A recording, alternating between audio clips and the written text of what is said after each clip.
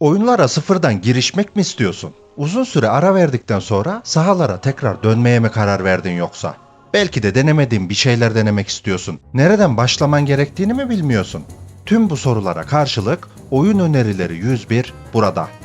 Karmaşık yapıda olmayan ve temel mekanikler içeren oyunları seçmeye çalıştım ki kolayca oyunlara alışabilelim. Olabildiğince farklı türden oyunlar seçmeye çalıştım ki eğer türü severseniz o türün diğer oyunlarına da belki bakmak istersiniz. Bahsettiğim durumları sağlayan çoğunluk tarafından kabul görmüş türünün en iyi oyunları bu listede olacak. Hadi başlayalım.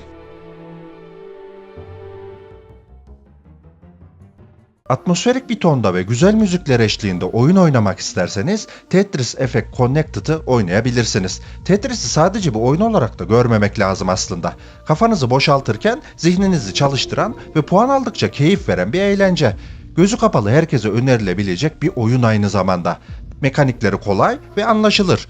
Hem klasik Tetris'i hem de Puyo'larla Tetris'in birleştirilmiş hallerini de içeren birçok farklı modu bulunan Puyo Puyo Tetris'i de kesinlikle denemenizi öneririm. Tetris oynayan kişi oyun dünyasına adım atmayabilir ama hiç oyun oynamayan biri için güzel bir başlangıç olabilir. Bu oyunda soldan sağa ilerliyor, bulmacalar çözüyor, çeşitli platformlardan atlıyor ve diyalog barındırmadığı için bulunduğunuz yer ile alakalı kendinize sorular soruyorsunuz. Merak edeceğiniz hikayesi ve çözdüğünüzde tatmin eden bulmacaları ile kısa ama dop dolu zaman geçireceksiniz.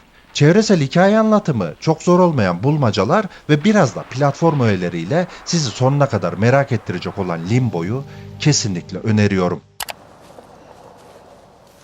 Yine Playdead'in elinden çıkan benzer tarzdaki Inside da Limbo'dan sonra bence oynanmalı. Diyalog içermeyen yapısı ve güçlü atmosferiyle ikisi de oldukça nadide oyunlar. Oyundaki çoğu şeyi içgüdülerinizde bulacaksınız. Çünkü oyun sizin elinizden tutmayacak. Ama bundan hiç korkmayın. Oyundaki ilerlemenize bağlı olarak hikayeye dair şeyler üstü kapalı şekilde yavaş yavaş size aktarılıyor. Birçok açık kapı bırakarak tabii. Limbo'yu da Inside'da oynadıktan sonra haklarındaki teorileri de araştırmaya başlayabilirsiniz.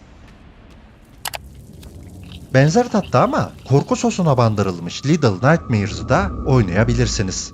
Bu oyunda 3. boyutta işin içine giriyor ve perspektife bağlı olarak yapmanız gereken hareketleri daha planlı şekilde yapmanız gerekiyor.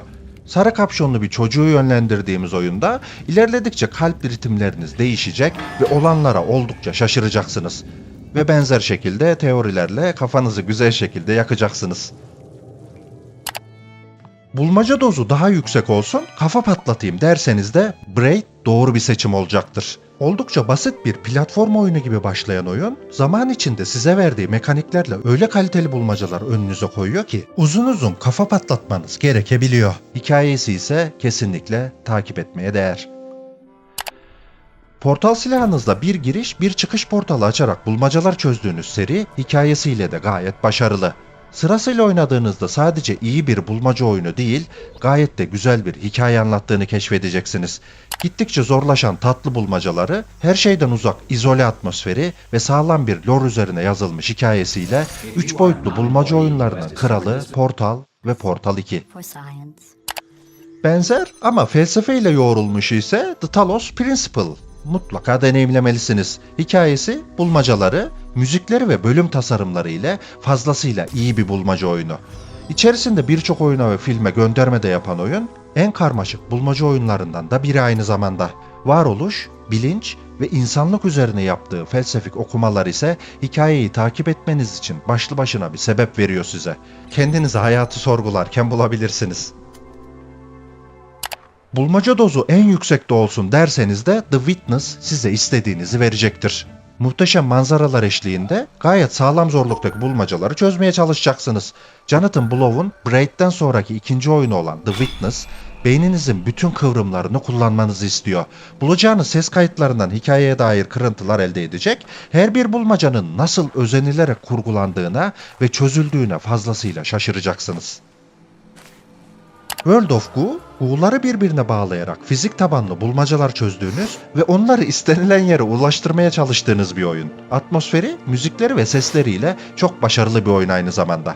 Başlangıç için de oldukça ideal. Oyun çok zekice tasarlanmış bölümlere ve bulunduğunuz ortama oldukça uygun ve tatlı müziklere sahip. Bittiğinde ise tadı damağınızda kalıyor. Şeker mi şeker, aşırı sevimli gu'lar ve fizik ağırlıklı güzel bulmacalara sahip, kesinlikle oynamanızı önerdiğim bir oyun World of Goo. Perspektifi değiştirerek bulmacalar çözdüğünüz Fez de saf bulmaca oyunlarının en iyi örneklerinden biri. Oyun gayet yerinde güzel esprilere ve müziklere sahip. Bulunduğunuz ekranı sağa ve sola döndürerek, yani perspektifinizi değiştirerek ilerlemeye çalışıyorsunuz. Oyunun harita yapısı ise oldukça karmaşık ve birçok şeyi aklınızda tutmayı gerektiriyor. Bir süre sonra tamamen kaybolmuş bir şekilde kendinizi bulma ihtimaliniz yüksek.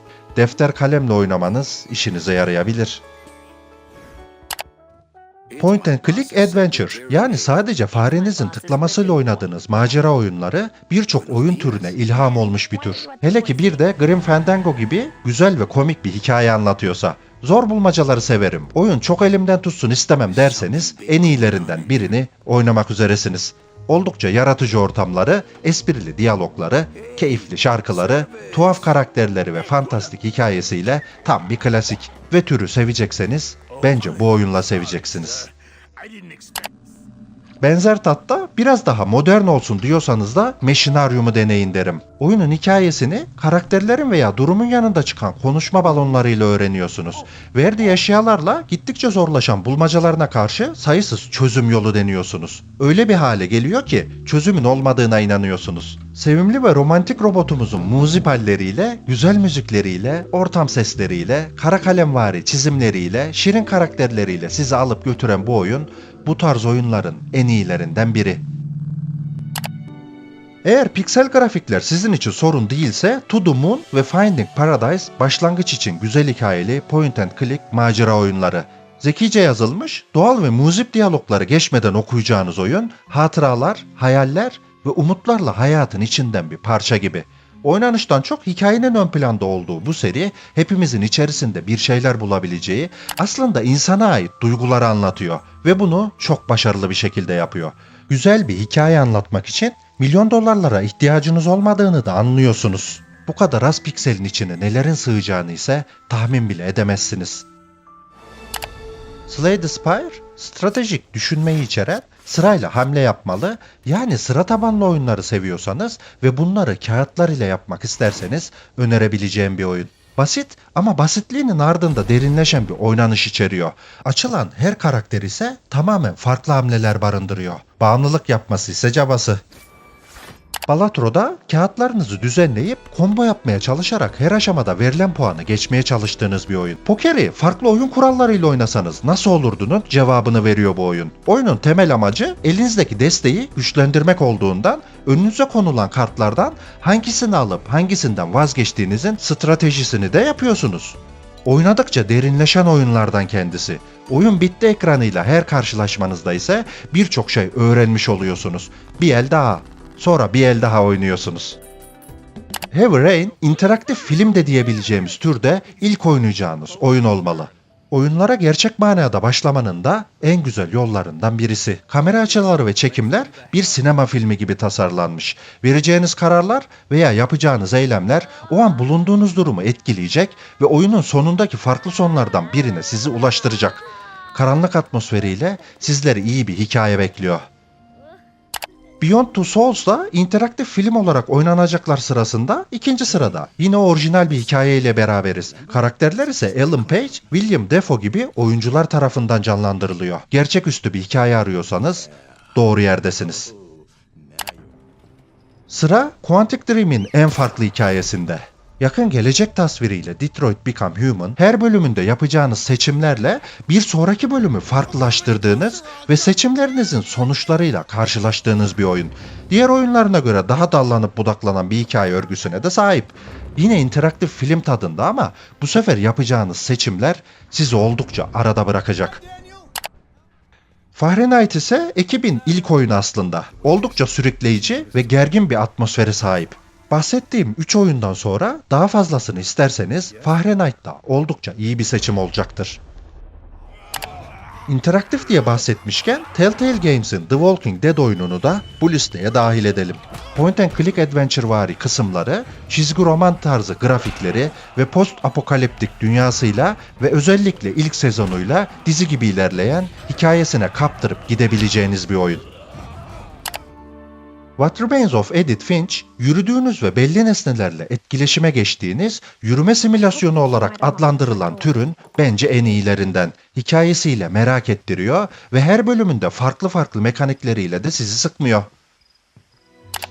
Journey, tablo gibi görselliğine, mistik müziklerine ve huzurla dolu eşsiz atmosferine kendinizi kaptıracağınız, kafanızı ve ruhunuzu dinlendirmek isterseniz de ismi gibi sizin için en güzel maceralardan biri olacak.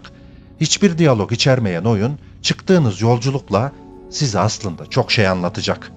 Sonraki videolarda görüşmek üzere. Kendinize iyi bakın ve oyunsuz kalmayın. Hoşça kalın.